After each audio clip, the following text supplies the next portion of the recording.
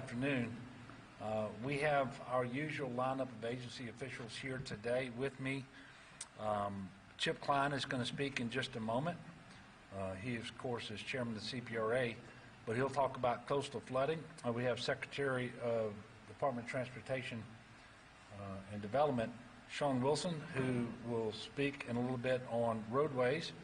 And then we have Fire Marshal Butch Browning, who is here to answer questions perhaps that you might have about the fire at the chemical plant in Westlake. And obviously you can ask questions of any of the officials here.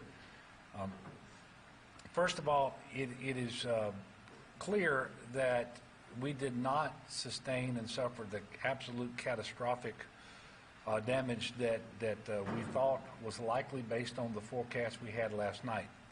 But we have sustained a tremendous amount of damage.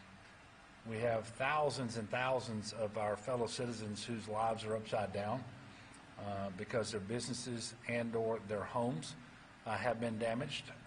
And we have lots of challenges around the state, to say the least, with a variety of things, whether it's electrical power, water service, you name it. And so we have a lot of work to do. But we're in better shape today than might have been the case. And so we have a lot to be thankful for as well. As you know by now, I'm sure, Hurricane Laura made landfall as predicted last night, or I should say this morning at 1 a.m., as a very strong Category 4 hurricane with sustained winds of 150 miles per hour. This was the most powerful storm to ever make landfall in Louisiana. And it is still a powerful storm that is in the state of Louisiana that is continuing to cause damage and life-threatening conditions, including further loss of electricity. Before I get more deeply into Laura's impacts in Louisiana, I do want to discuss in particular a chlorine gas chemical fire at Biolab in Westlake that has resulted in us asking the citizens of Westlake and Moss Bluff to be cognizant of what's going on and to shelter at home. And unfortunately, despite the heat that they're experiencing, shelter at home under those circumstances means they need to be on the inside of their home with the doors and windows closed and the air conditioning off if they're lucky enough to have electricity, whether it's by generator or otherwise. And please understand we're doing everything we can to get that situation under control, put out that fire, and to stop any off-premises migration. And again, we have the state police and the fire marshal's office here to answer specific questions about that. You may have seen some footage that shows the chemical fire in Westlake that I just mentioned from the perspective of the lake and looking underneath the bridge. And if you've seen that, you've seen the Isle of Capri casino that's on the barge that obviously came loose during the storm and is sort of wedged underneath the bridge. The bridge remains closed, so that means I-10 is closed. And that's until we can do an inspection to see what sort of damage, if any, was caused by that barge. Obviously, there may be additional directions from local officials in that area. We're encouraging everyone, well, first of all, this goes for everybody across the state, to follow the directions that you're given by your local officials and your offices of emergency preparedness, but particularly in the Westlake, Moss Bluff, Lake Charles areas, pay attention to their directions as it relates to the chemical fire. Hurricane Laura, which struck our state, was recently downgraded, I think about 30 minutes or so ago, to a tropical storm. The center at that time was between Shreveport and Ruston. The track of the storm was just slightly east of what had been forecasted. And according to a conversation that I had with Ken Graham of the Hurricane Center, That is why we didn't get as much storm surge pushed up into Lake Charles, because the eye of the storm never crossed over the Calcasieu Ship Channel. And so that very strong north wind, I should say south wind, was never pushing that water up the Calcasieu Ship Channel. It had been forecasted to track further to the west, and which would have pushed much more water up. Well, whatever the reason is, we are very thankful, because there is widespread and very significant damage because of the winds, and some because of the rain. We're thankful we didn't get more storm surge than we did. Just about the entire state saw tropical storm force winds. Everything except for extreme southeast Louisiana and the North Shore. That's how big and powerful this storm was. After I finish the press conference, I will leave with many of the officials that you see with you to join some local officials in Lake Charles, and then do an overflight over at least Calcasieu, Cameron, and we believe Vermilion parishes, so that we can put eyes on the damage. Please understand that right now we continue to be in an immediate response mode, which is about life-saving. So search and rescue is ongoing right now, not just in extreme southwest Louisiana, but basically as that storm moved north, we were putting people and assets in behind that storm as soon as it was safe to do so, to do search and rescue. We had 1,500 individuals in the state standing by to do search and rescue, about 400 pieces of equipment, high water vehicles, boats, aircraft, you name it, all of that coordinated. That search and rescue is ongoing right now. So today is about saving lives, moving people out of their homes if their homes are no longer safe and habitable, making sure that we get them taken care of. And what that means in this COVID environment is getting them into a non-congregate shelter just as soon as possible, a hotel room or a motel room. And that's what we're going to be working on until time is that is done, and then we will get down to the damage assessments and so forth. So suffice it to say, for now, there's an awful lot of work being done by a lot of good, dedicated public servants. We have our federal partners on the ground. We have people from other states who are here assisting in search and rescue. You know the array of state agencies that have been working at this, and obviously we're working with local first responders, sheriff's deputies, fire departments, you name it. I do want to point out that while we have about 600,000 service locations without electricity across the state of Louisiana, and if I just mentioned where we saw tropical storm force winds, and so the outages are obviously concentrated where we did. So Baton Rouge to New Orleans, the North Shore, not many outages, but just about the entire rest of the state is seeing significant outages.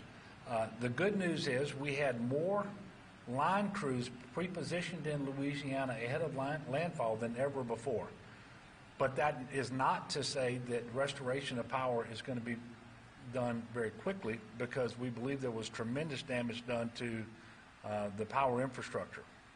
And so it may, so we do ask people to be as patient as you can be and understanding as you can be, but understand we have more people who are addressing this situation more quickly than ever before. And while they're out on the road restoring electricity, while we're doing search and rescue, response related to the fire and different things that we've seen, now is not the time to go sightseeing. I'm appealing to everybody in Louisiana, don't get out on the road unless it is absolutely necessary for you to do that. Please stay home and be safe.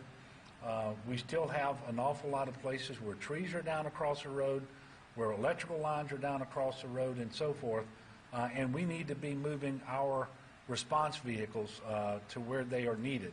So please stay off the road.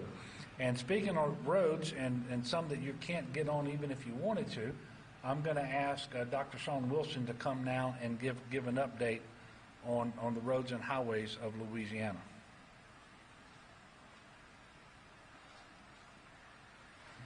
Thank you, Governor.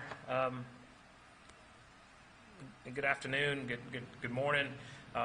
As most of you have probably seen on social media, the Isle of Capri barge was actually dislodged from its dock and connected itself to our bridge. And just got a text, Governor, that the barge has been removed, and we will commence the bridge inspection process via drone, and contingent upon the chlorine incident that's underway in the vicinity of the bridge, we will then complete the inspection, which requires our inspectors to actually put eyes on the bridge and ensure that it's there. As we said before, an unsafe bridge in Louisiana is a closed bridge, and we can't stress enough the importance of staying off the interstate, particularly in the case of the Lake Charles Bridge. We also have live wires on I-210 as well as on I-49 in Alexandria, Louisiana. That's in addition to all of the debris as well as vegetative land material that has been blown into our right-of-way. All of the teams in our districts are engaged in this process to clear and remove the debris. We're actually bringing about 75 individuals from southeast Louisiana over to southwest Louisiana to assist that district that received not only personal family damage, but also to the facilities at the department. So we've got field teams all over the western portion of our state, from Shreveport all the way down to Lake Charles and Cameron. We've also activated our debris contracts. That's a private contract relationship we have that we're bringing in 25 teams to remove debris off of state highways. That's about 5 crews per parish for the immediate impacted area, but we do have debris contracts covering the entire state that will be in addition to what DOTD staff is able to provide. We're also seeing about 40 additional weather-related closures, and I mentioned to the governor yesterday, bridges are a blessing and a curse, and that we've got quite a few of them, and we've got quite a few that are SCAR-critical bridges that have to be inspected before we allow you to cross. And so I can't stress enough, as we said before, driving through standing water is never a good idea, but also driving through roads and bridges that have not been cleared by our staff yet can be very problematic, both for you and for the resources of state police and other law enforcement agencies. I remind all drivers to pay attention to 511la.org. That's where you're going to get the latest and greatest around opened highways and interstates, which you may see on social media. You may see cars passing. We do make provisions for Entergy and other energy companies to get back and try and restore electricity. So just because you see some movement doesn't mean that it's okay for you to drive. 511la.org is the best place to do and get that information. And then finally, we are, Governor, still prepared to use our buses, our coaches to provide runs for folks who need medical assistance where we've evacuated them to, but more importantly for the rescue and recovery of southwest Louisiana and other places where we've had damage done to the state. So with that, Governor, I'll be happy to take questions at the appropriate time.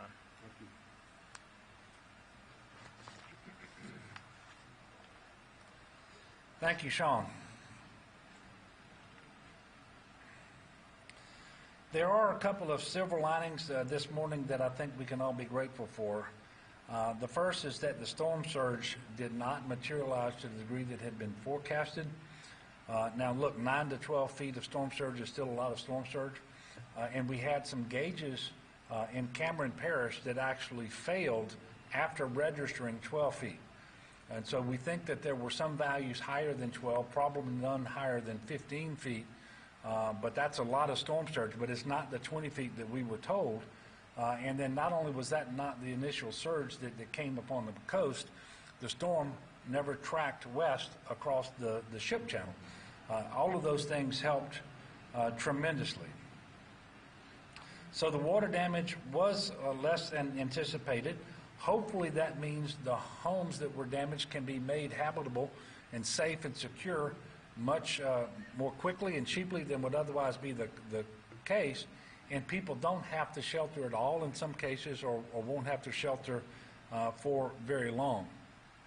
Another piece of good news is that despite the strength of that storm and how long it lasted, we never lost communication with the affected parishes. That's the first time that has ever happened, and I think that's a result of the investments that we have made over the years, really since Hurricane Katrina, to make sure that we have state-of-the-art and redundant communication systems in place.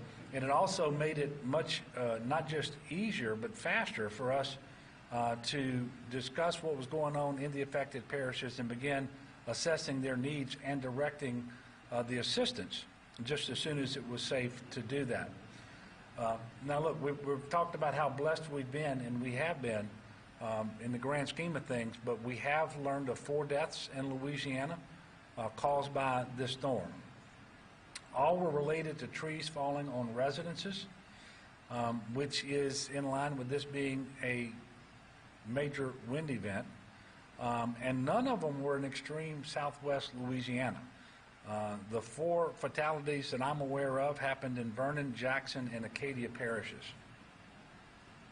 Obviously, I'm asking that we all lift up these families in prayer, and certainly I'm concerned that as we continue to go out and do primary and secondary search and rescue, we're going to find more fatalities. I hope not, I pray not, but that is why we go out and do those search and rescues. I would remind people that even though that storm surge was a little less than we anticipated, the southerly flow still continues. And in fact, that outer band basically reaches down into Corpus Christi, Texas, and makes a large counterclockwise rotation, pushing additional water still. And we are getting reports now in Vermilion parishes and parishes east of there that water continues to rise. Now, not as quickly as we had feared, but what I'm trying to tell people is, in your particular area, you may not have seen the water at its highest yet as it relates to Laura, so be cognizant of that.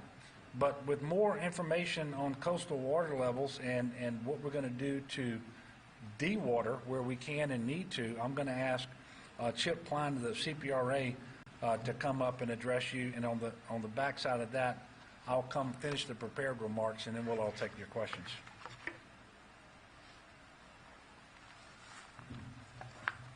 Well, thank you, Governor. As the Governor has alluded to in his opening comments, this storm did not bring the storm surge that was predicted. And it would appear that most of the damage across coastal Louisiana is going to be caused by wind. But I think it's very important for the public to understand that water levels across coastal Louisiana are still at very high levels. Particularly, as the Governor mentioned, in Vermilion Parish and in Southwest Iberia Parish, water levels continue to rise. Additionally, there's a very strong wind across South Louisiana, which, number one, does not allow for areas that experienced heavy rainfall and heavy storm surge to drain quickly. And additionally, a strong southern wind allows for additional water to continue to stack up across coastal regions of our state, pushing water further inland. One of the lessons that was learned from Hurricane Katrina and Rita was that just because a storm is past does not mean that we are out of harm's way. If you recall, after Hurricane Katrina, the major damage that was caused around the greater New Orleans area happened after the storm. So those of us at the Coastal Protection and Restoration Authority are constantly monitoring water levels, and we'll be performing assessments of all of our flood control structures across coastal Louisiana. And we will also be assessing the impacts of our coastal shoreline from Careman Parish all the way to Plaquemines Parish. As the Governor also alluded to, while this storm focused on southwest Louisiana, some of the outer bands that are coming out of Corpus Christi, that are coming across the Gulf of Mexico right now, are headed straight for southeast Louisiana. So just because you did not see a storm surge or heavy rainfall in southeast Louisiana, you need to be paying very close attention to those outer bands and the impacts that it will continue to have on southeast Louisiana. So at CPRA, we continue to provide the coastal parishes emergency operation personnel with the best available data that we have on water level projections so that they can fully inform coastal residents of the continued risk that they face across our coast. Thank you. And with those bands that Chip was just talking about, we are, much of Louisiana, I should say, is under a tornado warning for the next couple of hours, and this is something that's been playing out for about 24 hours. If you remember, here in the Capital Region yesterday, we had numerous warnings that went out for potential tornadoes. I have to believe that we had some that probably formed and touched down overnight, but it was dark, and how do you know tornado damage from hurricane damage? But it is something we need to be paying attention to today. I want you to know the National Guard has more than 5,400 guardsmen activated, and that continues to build as a result of my authorization for a full Guard activation. And we will use the National Guard in a variety of ways, and just as soon as we possibly can, we're going to re-engage them on COVID testing, community testing, surge site testing, and working with our food banks, as well as to continue to manage the warehouses that we have for PPE and other materials. The National Guard has approximately 222 high water vehicles and 65 boats that are manned and staged in southern Louisiana, prepared to provide search and rescue support. And again, not just in southern Louisiana, but they're being staged to fall in behind the storm as soon as it is safe to do so. And in fact, that's already occurred up the western side of Louisiana. They've got almost 1 million liters of water, 507,000 meals ready to eat, and those two are strategically placed throughout our state and ready to support our citizens. Wildlife and Fisheries has 170 agents and boats staged and ready for search and rescue operations, and they're engaged in that as we speak as well. I did want to report that last night Secretary Azar of Health and Human Services signed a public health emergency declaration for Louisiana and for Texas, but it provides greater flexibility relative to the Medicaid and Medicare programs with regulations that affect hospitals and nursing homes and other providers, and it just allows us the flexibility that we need to better serve people under emergency conditions. These are very similar to waivers that we received back in 2016, and we can request additional waivers if we decide that we need them. But this allows the providers to do what they need to do in order to meet the demands of emergency, but without worrying about whether they're going to be ineligible to receive the reimbursement associated with the care that they're providing, because they didn't provide it in the exact same way that they typically would. We do continue to encourage residents to call 211 with any storm-related questions and medical needs. 211 is prepared to respond and direct residents to the right place depending upon what their needs are. Speaking of the public health emergency today, we did report 723 new COVID cases, 23 additional deaths, again, quite sadly. I mean, think about that.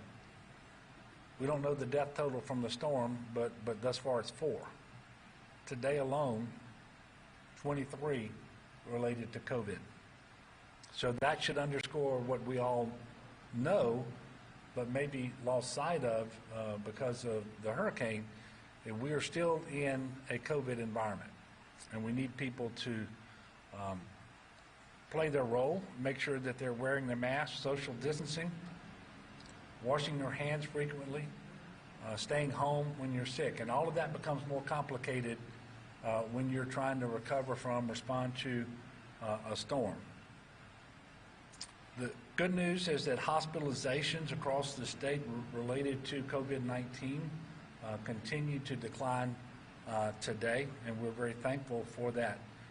My biggest concern right now on COVID is that we don't have the robust testing taking place across the state right now that we need in order to know whether our positivity is inching up or whether we have more cases, and if so, are they in the congregate setting or in the community setting, or are they related to education or so forth. And so we really need to get back to our testing just as soon as we possibly can. Did want to give you an update on shelters. Right now we have more than 2,100 individuals in shelters across the state. The overwhelming majority, more than 1,900 of those, are in non-congregant shelters, hotel and motel rooms. The rest are in congregant shelters, all being American Red Cross. For any of those individuals who need to remain in a shelter, or for additional people whose homes are not habitable, safe, and secure, we will be working to get them into hotel and motel rooms. We do have approximately 800 more under contract, primarily in the Baton Rouge and New Orleans area. And if we need more than that, we will find the space. Again, we're in a COVID environment, and we want people to be as safe as possible, not just from the storm, but also from the virus. So if you need shelter, please text LA Shelter to 898-211. LA Shelter to 898-211. We'll give you information about where to go. With respect to food, and I hesitate to do this because people are going to believe we have DSNAP available to us now, disaster SNAP benefits. We do not. We will have to meet the threshold and be approved for individual assistance before it will be available. But that may well happen. And what individuals can do now is they can pre-register for DSNAP so that in the event that it is turned on subsequently, they've already done what they need to do in order to qualify. And so it is not yet available. I want to repeat that. And it may take some time to turn it on. And we actually have to figure out who lost electricity and for how long, and to determine really who is eligible. But I want you to know that even if you pre-registered before in previous disasters, you need to register again, because the Department of Children and Family Services did upgrade their system. And so you need to include as much information as you can that you're asked for, including your mobile telephone number and your parish of residence. But go to dcfs.la.gov/DSNAP. dcfs.la.gov/DSNAP. Remember, SNAP recipients do not need to register for DSNAP. So if you're already on SNAP, you don't need to register. These are for individuals who might qualify who are not already on SNAP. SNAP recipients are already receiving the emergency allotments to bring them to the maximum benefit for their household size because of the COVID emergency. So those are automatically loaded. You're not going to receive a separate emergency allotment for this event because you're already at the maximum. DCF applied for another COVID emergency allotment to continue into the month of September, by the way. SNAP recipients can apply for replacement benefits if their households lose food purchase for SNAP benefits and lost power for at least 24 consecutive hours. So for more information on all of this, you can go to dcfs.la.gov/disaster-FAQ.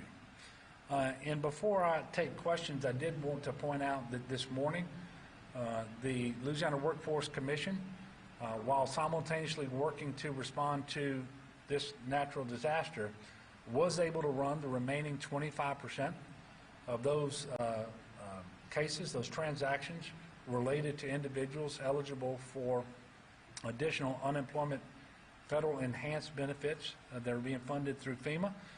That was about $47 million. And so the file has been run. That is complete. And we're already looking forward to resuming those payments next week. So those payments are basically for this week and the 2 previous weeks.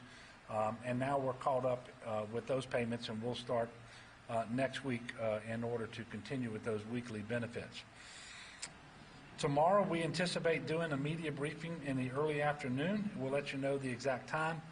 There will not be another scheduled briefing today because I'll be leaving with the Lieutenant Governor, and I want to thank Billy for working throughout this storm and staying in the constant communication with me. And but he and I will be leading a group of individuals from the state to go join up with some parish and local officials, and we will fly over those parishes that I mentioned earlier. We will let you know what time tomorrow to expect a press briefing. I'm assuming it will be about 1 o'clock because we intend to have our UCG meeting again at 10:30. But we'll let you know that for sure. So with that, Greg, I'll take your question. Is there any issues that you're aware of with drinking water? Yes, there are. So we know that there are a number of water systems that are down because of power loss and potentially other mechanical problems as well. And we know that some of them are not back online yet. Some of them came back online, but after a drop in pressure. And so there are boil advisories in place around the state. I don't have an extensive list here with me as to where those advisories are, but that's another reason why individuals need to pay close attention to their local elected officials and follow the directives that they've been given. We are very thankful when that water comes back up, even if it needs to be boiled for a while, because you don't have to boil it before you can fight a fire with it. And we're very concerned that fires may happen. Any time you're recovering from a disaster, I think you're at an elevated risk for all of these types of things. And so we're really asking all of the electric companies to prioritize restoring power to essential infrastructure. We've directed them specifically to water systems and to hospitals in order to try to make sure that we can get past this just as soon as possible. Sam? Governor, do you have a timeline for when you spend all 600,000 homes that have power restored? Yeah, we don't yet. And look, it's a Herculean task to get out and do the inspections necessary to figure out what the damage is. And then these electric companies and these contracted crews are going to have to set about working to restore power once they find out what the damage is. Now, we also are directing them to restore power to essential infrastructure first. Now, we will have better information coming from the Public Service Commission soon on this. And I know that we are accustomed to sort of instantaneously knowing things. We want to know things real time. But it was not until sometime after daylight today that we could actually start moving these crews into the affected area. And so they've been engaged in damage assessment today. And I know that they've started repair work as well. And we can be thankful that when they pre-position, many of them were doing maintenance work, cutting back vegetation away from the lines so that there would be fewer trees that would actually fall onto the wires and cause problems. But I don't have an answer for you yet. And I will tell you, I wouldn't be a bit surprised if the number that I gave you is already old, because as that storm continued to move north, more and more homes and businesses were losing electricity.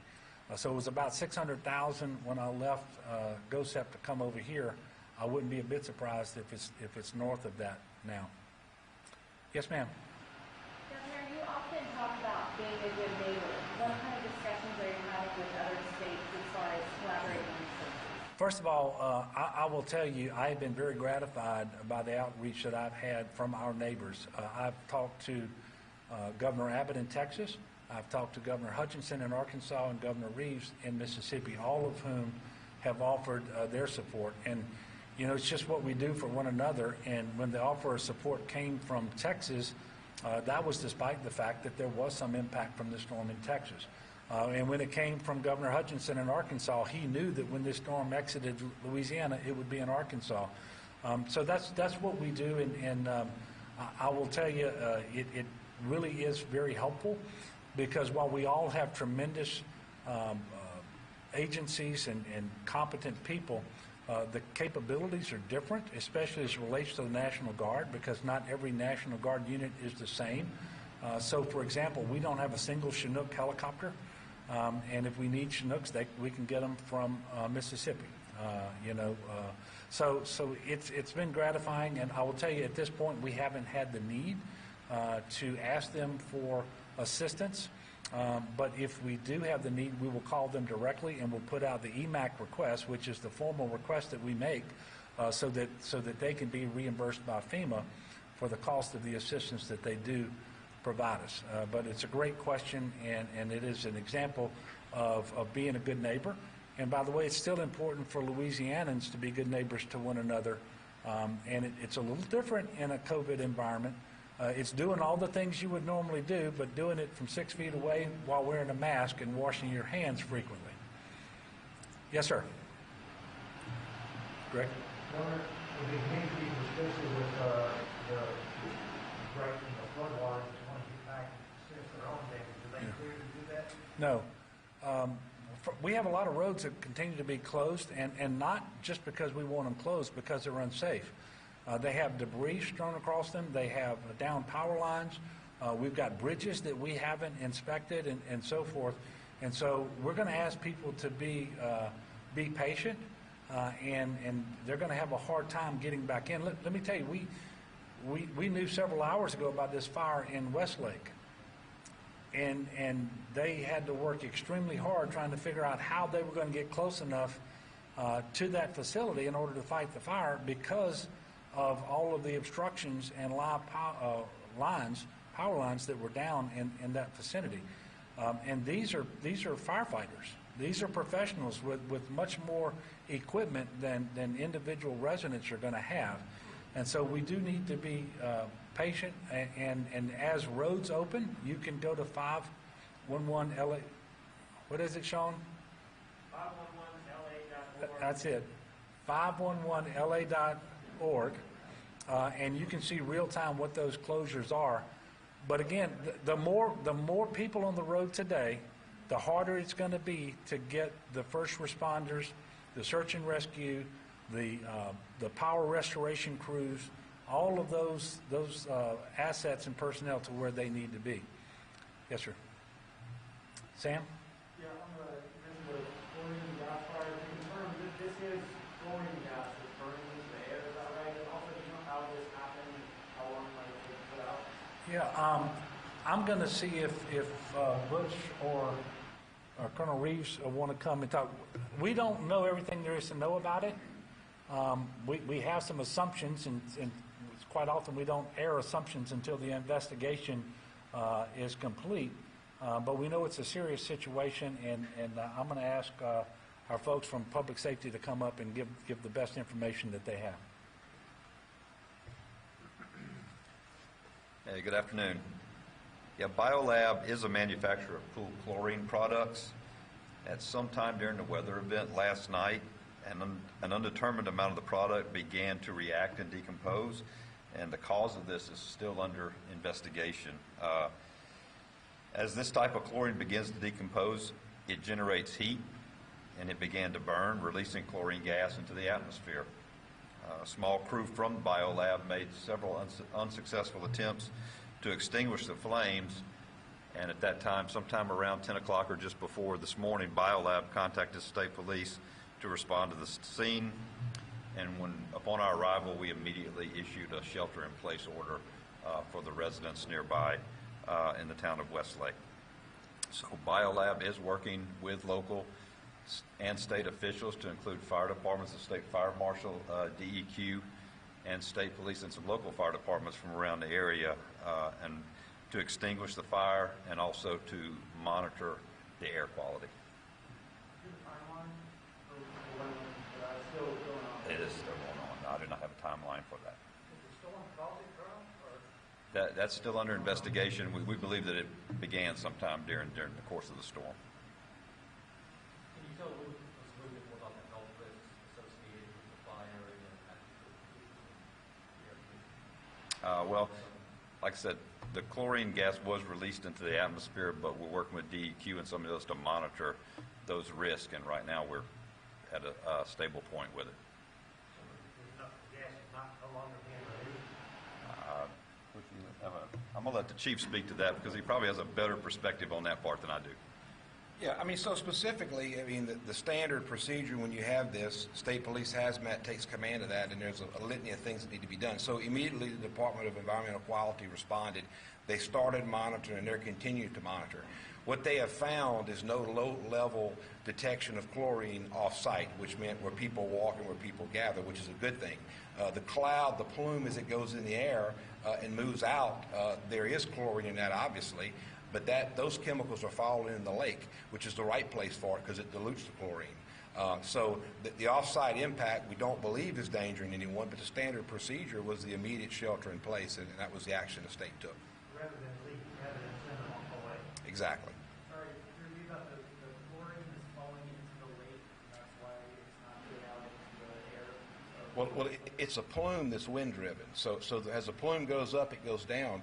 But the direction of the wind, the plume is causing the vapors to then suppress themselves in the lake, which then makes the chlorine not dangerous anymore. Water suppresses chlorine. What symptoms for the individuals who may have been exposed to an unhealthy amount of chlorine be looking for, and has anybody reported those symptoms? Well, the symptoms of exposure to chlorine would be respiratory distress, respiratory problems. I don't have any knowledge if there's been any reported injuries.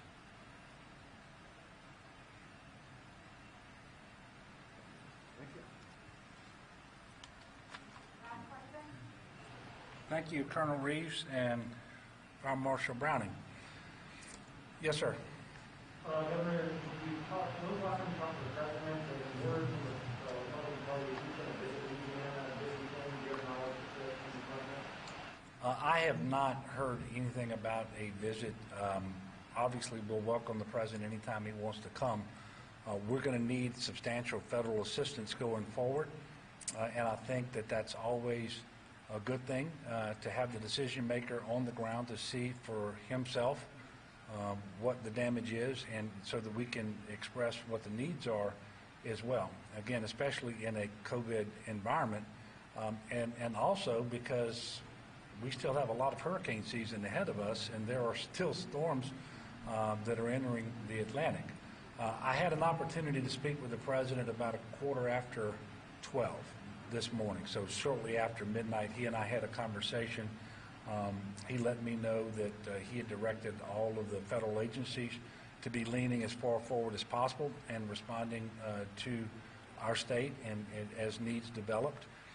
And I can also tell you that Administrator Gaynor, FEMA, and I have been in communication today about this. Tony Robinson in FEMA Region 6 has been closely monitoring the situation and in conversation with us. We expect him on the ground tomorrow.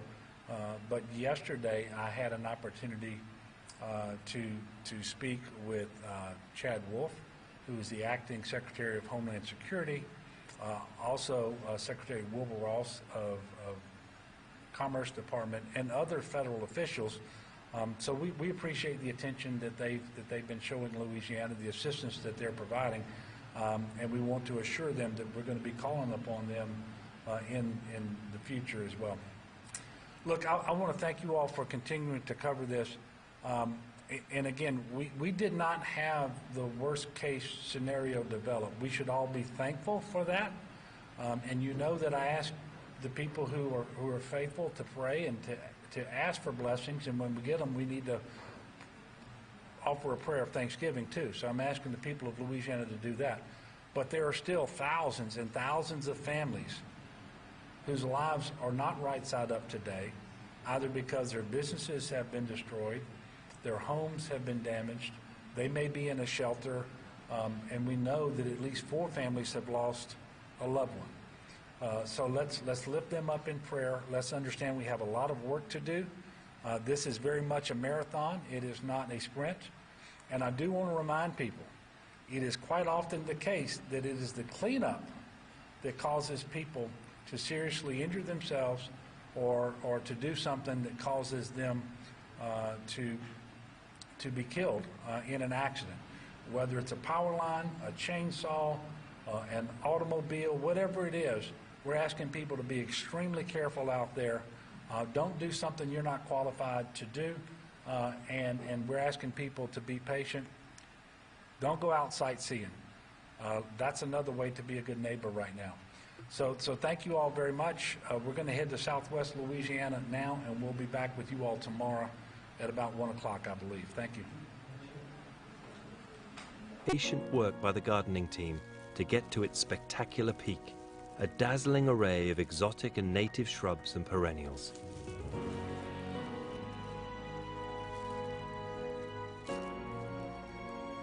Just in time for the first guests.